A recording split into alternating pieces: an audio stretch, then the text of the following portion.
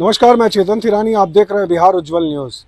इस वक्त की बड़ी खबर हम अपने चैनल के माध्यम से आपको दिखाने जा रहे हैं। इंडियन सर्जिकल गैस्ट्रोएंटरोलॉजी कर रहे हैं और ये प्रोग्राम का मकसद है कि जो पेट की बीमारियां हैं, कॉमन बीमारियां हैं, उसका इलाज सही कैसे हो पूरी कंट्री में, वो एक उद्देश्य है इस बीमारी का।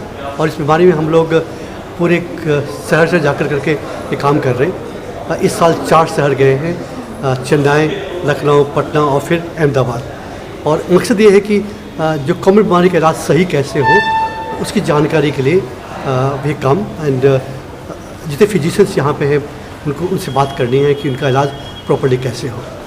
अभी तो सर देखा जा रहा है कि बहुत लोगों को पेट का बीमारी, बहुत लोगों को क्या खान पान में रखना चाहिए सर उन लोगों को? आपने सही कहा कि अबाउट 1/3 ऑफ वर्ल्ड पॉपुलेशन, हर एक तीसरे व्यक्ति को पेट की कोई ना कोई बीमारी है। जैसे लाइक किसी को छाती में जलन है, किसी का पेट फूल जाता है, किसी को कॉन्स्टिपेशन है, किसी को डायरिया है। इसके अलावा फैटी लिवर डिजीज़ बहुत कॉमन है। इसके अलावा ये hepatitis B virus, C virus, ये बहुत कॉमन है। तो इसका इलाज कैसे सही हो उसकी बात कर रहे हैं हम लोग। और जैसे आपने कहा कि क्या खाना खाएं, दो चीज़ बताना चाहूँगा। सबसे पहले कि जितनी ज़रूरत है उतनी खाएँ। फैटी फूड जिसमें घी तेल ज़्यादा हो रहा है, या फिर जिसमें फिजिकल जितने भी फैटी फूड कम से कम खाएँ, वो बहुत इंपॉर्टेंट है। शुगर ना खाएँ, चीनी कम से कम खाएँ, कि ये 2 सबसे बड़े कारण हैं बीमारियों के, उसे अवॉइड करना है। सर, प्रधानमंत्री का जो कह रहे हैं कि मैं प्रोफेसर गौरव पांडे, SGPGI लखनऊ। श्रीमान, इसमें जो है इस पेट की बीमारी में एक सबसे आम होता है आम लोगों के बीच में जो कब्जियत की समस्या रहती है, कृपया उस पर प्रकाश डालें। किस तरह से आम लोग जो है उससे बचें और उसका क्या उपाय करें? कब्जियत जो है एक पर्टिकुलर बीमारी नहीं है, कई लोगों में अलग अलग प्रकार की हो सकती है।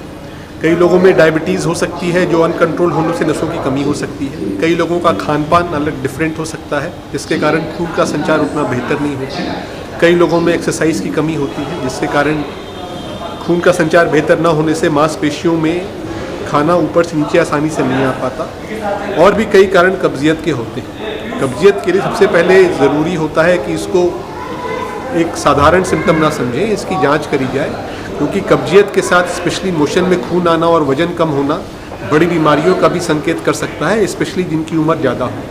तो खून आ रहा है, मोशन में वज़न कम हो रहा है और कब्जियत न्यू ऑनसेट हुई है, डेफिनेटली देखना चाहिए कि इसको डिटेल इवैल्यूएशन कराना चाहिए। साथ में कब्जियत में थायराइड, विटामिन डी, इस तरह की चीज़ें बेसिक रूप से कंफर्म कर लेनी चाहिए कि इसके साथ कोई और बीमारी नहीं। एक्सरसाइज नहीं कर रहे हैं तो करनी चाहिए, वज़न कम करना चाहिए। इसके बाद अलग अलग तरह की दवाएं आती हैं जो कब्जियत ठीक करने में मदद करती हैं। तो डॉक्टर की सलाह के अनुसार आपको कौन सी दवा चाहिए, किसकी क्या ज़रूरत है, उस पर आप इलाज कर सकते हैं। आपने बताया कि शहरों में इसका सेवन अत्यधिक हो रहा है और इससे कई तरह के दुष्प्रभाव सामने में आ रहे हैं। जैसे जो एक इम्पॉर्टेंट डिजीज़ है फैटी लिवर डिजीज़, ये उसके चलते हो रहा है।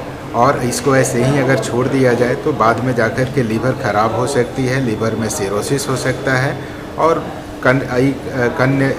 अन्य कई तरह के दुष्परिणाम इसके सामने में आ सकते हैं। सो काफ़ी इम्पॉर्टेंट है कि इन चीज़ों में खान पान में बदलाव किया जाए।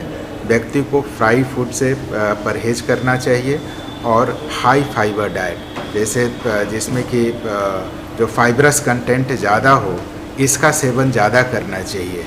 जैसे फ्रेश फ्रूट्स हुआ, ग्रीन वेजिटेबल हुआ, इन सब चीज़ों का सेवन, या जैसे प्रधानमंत्री ने कहा है कि मल्टीग्रेन जो अनाज है उनका सेवन ज़्यादा से ज़्यादा करना चाहिए ताकि हेल्दी लाइफ बना हुआ रहे।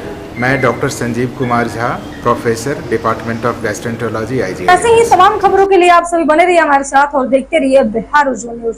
अब तक हमारे YouTube चैनल को सब्सक्राइब नहीं किया है तो जल्दी से सब्सक्राइब कर लीजिए। फेसबुक पेज को भी फॉलो कीजिए। वीडियो पसंद आए तो खूब लाइक कीजिए, शेयर कीजिए, कमेंट कीजिए।